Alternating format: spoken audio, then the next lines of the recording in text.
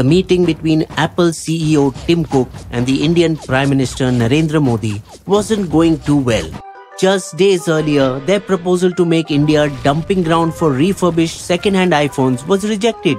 Tim Cook definitely wanted to bring Apple into India, but on his own terms. He now asked the Indian Prime Minister permission to open Apple-owned retail stores in India.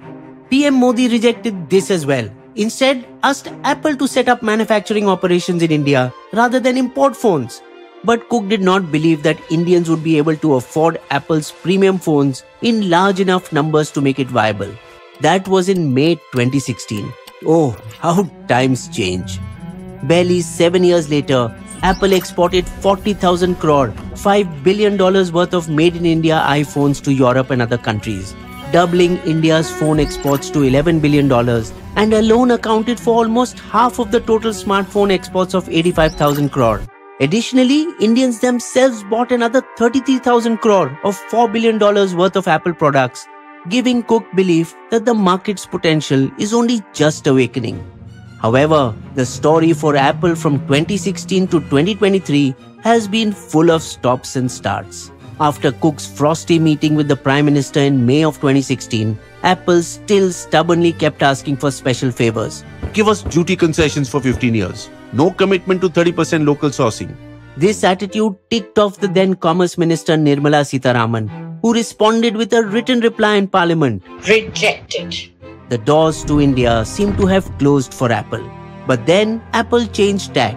So far, India was being handled by a team based out of Apple's headquarters in Cupertino, California. Now, it set up a local team staffed with Indians who aligned themselves to Modi's favorite themes, Make in India, employment generation, and India as a high-tech export hub. How can Apple contribute to India's growth story?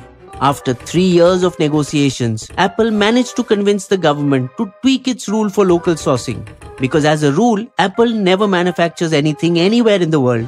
Instead uses third parties like Foxconn. So allow our vendors' local manufacturing to be counted as ours. The government agreed, but did not agree that Chinese component makers come into India along with them. See, there are geopolitical realities that need to be taken into account. So Apple brought in its Taiwanese vendors, Foxconn, Pegatron and Winstron. The latter faced labor violence in their Bangalore facility. See Bisbo's story, but they still stuck to their task. The government then agreed to allow it to set up an online store too, but made them promise to not undercut prices and drive resellers out of business. So Apple got involved with industry associations and agreed to find ways to work with Indian smartphone companies like Lava, Micromax and Dixon. But it was the Modi government's PLI, Production Linked Incentive Scheme, that was the game changer.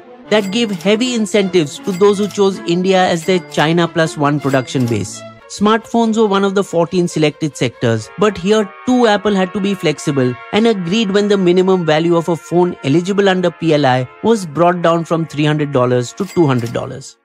Cook is now planning on moving 12 to 18% of his global smartphone production from China to India.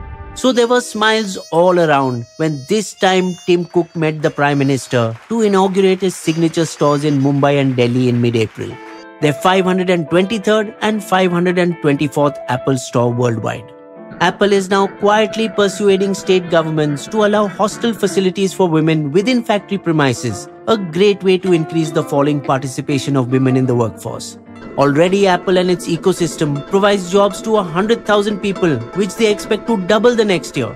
Seeing the results, the government is asking Apple to deepen its commitment, promising incentives over and above the $9 billion offered under PLI. So Cook has tied up with the Tatas, who will invest $800 million, 6,300 crore, to make Apple's iPhone casings, among other components.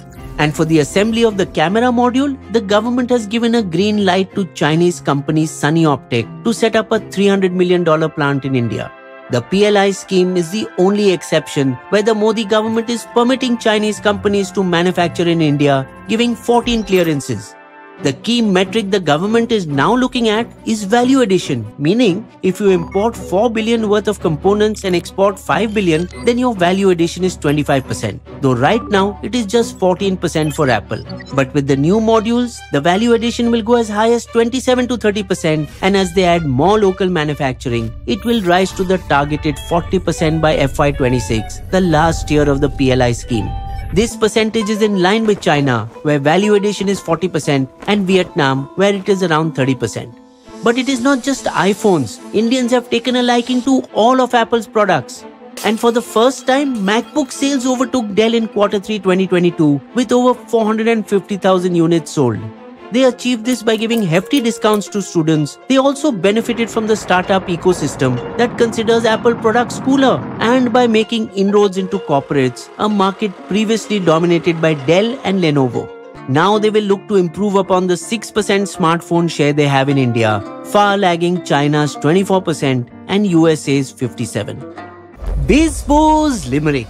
Cook is now the apple of our eyes. Made in India phones can rocket to the skies. But he almost missed the boat, thinking his products were goat. It's those little adjustments where the real story lies.